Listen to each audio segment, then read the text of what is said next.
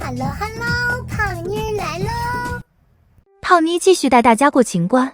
有小主留言说，《甄嬛传》都10年了，胖妮为什么还一直拿它做文章？那是因为胖妮真的是次次看完都会有新的角度去解释它。比如初看《甄嬛传》的时候，是很容易忽略静妃的。那时胖妮甚至在想，静妃和端妃无论在长相上和气质上都很相像，为什么一部剧中要设置2个同样类型的角色呢？二刷《甄嬛传》的时候，胖妮觉得静妃低调内敛，是一个不痛不痒的老好人。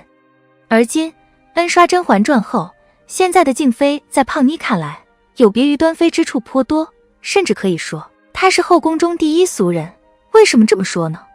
咱们今天换一个角度看静妃。第一，在个人条件上，静妃是平庸的。有人说静妃是一个懂得藏拙的人。在皇后团队和华妃团队剑拔弩张的这些年里，静妃能够做到不站队，远离是非，实属难得。但是小主们有没有想过另外一种可能？静妃不站队不是她不想，而是她的个人条件有限，不足以让皇后和华妃看重。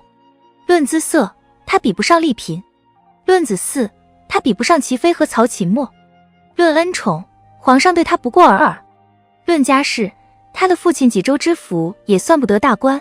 因为静妃的硬件条件看起来实在太一般了，皇后和华妃在用人方面目光都很短浅，所以没有人肯拉静妃入伙。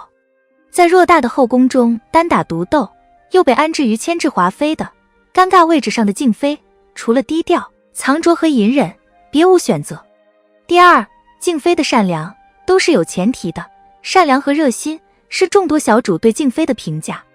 说静妃善良热心的理由，无非是眉庄被关在弦月阁期间，静妃对她多有照拂。甄嬛每次被人陷害，静妃都下跪求情。祺贵人无意中就述出问题，惹了皇后，也是静妃为她解释，请求皇后给予原谅。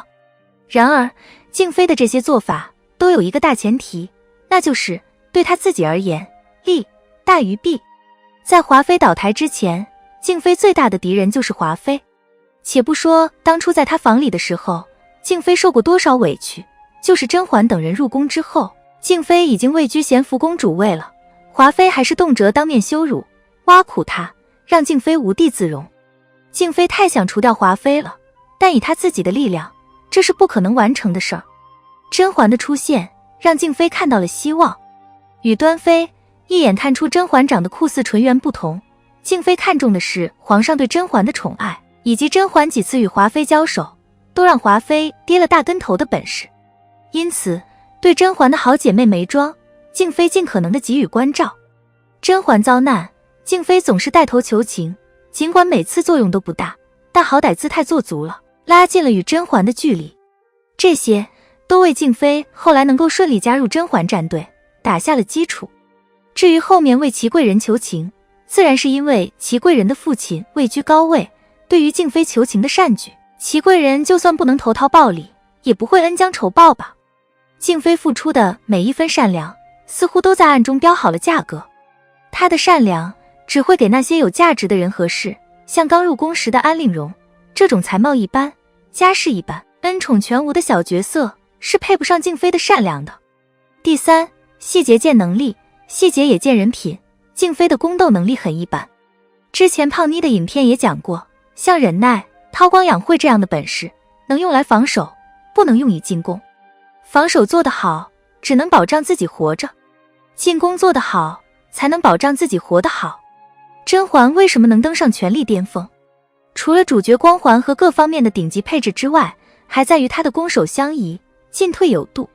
而静妃这方面就要差很多了，她脱离甄嬛的几次单独作战，无一不以失败告终。同时，剧中有3件事让胖妮对静妃的人品产生了质疑。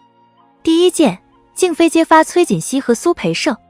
有人说静妃这样做是为了胧月，因为她有一颗慈母心。然而在此之前，甄嬛明明已经说过要把胧月先放在静妃宫中，并没有表现出要把胧月抢回去的意思。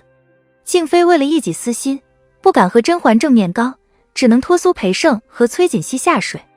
这件事不仅表现出静妃容易受人挑拨，爱冲动行事的缺陷，还揭示了他欺软怕硬的个性。第二件，静妃揭发三皇子和殷贵人。为什么胖妮说端妃不俗？因为端妃除了被迫替皇上和太后给华妃送安胎药那次，她几乎不会为了达到个人目的而伤及无辜。相较之下，静妃处事心中只有成败，没有对错。为了向甄嬛表达歉意，表忠心，她明知道殷贵人是无辜的，还亲手把她推上了死路，足见静妃笑嘻嘻的外表下暗流涌动，绝非纯善之辈。第三件，陪甄嬛奚落怀孕的安陵容。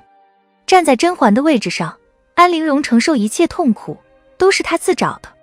为了报当年被欺瞒、被利用之苦，为了给第一个没保住的孩子报仇，甄嬛到安陵容的宫中，像泼妇骂街一样，用最尖酸、恶毒的话奚落安陵容，甚至她的父母。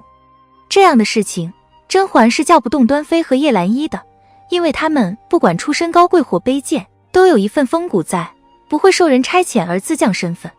相较来说，静妃和新贵人在行为处事中则没有那么多原则，为了获得利益，亦或得到庇佑，他们的底线可以放到很低。第四，对甄嬛来说，静妃这个俗人是堪用的。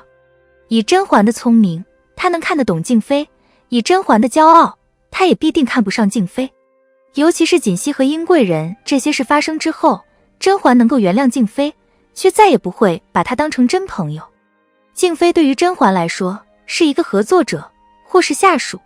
当然，登上权力之巅的甄嬛身边还真的很需要静妃这种人。像端妃和叶澜依，品性过于高洁，太有主见，领导安排下去的工作不符合他们的处事原则，分分钟给你撂挑子。这还不算，甄嬛还得时刻在他们面前维护自己的形象，稍微露出尖利的爪牙，端妃就说：“你又何必这样疾言厉色？”静妃就好多了，只要甄嬛给了静妃她想要的东西，就完全不用装好人，有什么说什么，让静妃干什么她就干什么。基于这一点，对于甄嬛来说，静妃是堪用的，也是很好用的。不过这并不意味着静妃这种人谁都能用一用。如果没有强大的实力压着，静妃分分钟反水给你看。就像崔槿汐和苏培盛那件事，如果甄嬛没能见招拆招，以胜利者的姿态出现在静妃面前，静妃还会愧疚到无地自容吗？胖妮看未必。《甄嬛传》这部剧中的静妃不过是一个俗人，与什么后宫中的一股清流完全不沾边。她的俗对于甄嬛这种强者来说却是优点，对于和她没有利益冲突的旁观者来说极具迷惑性。对于殷贵人、崔槿汐这样无意中被她划入敌营的无辜者来说，是人性中最可怕的恶。好了，本期的影片就到这里，订阅胖妮，下期更精彩。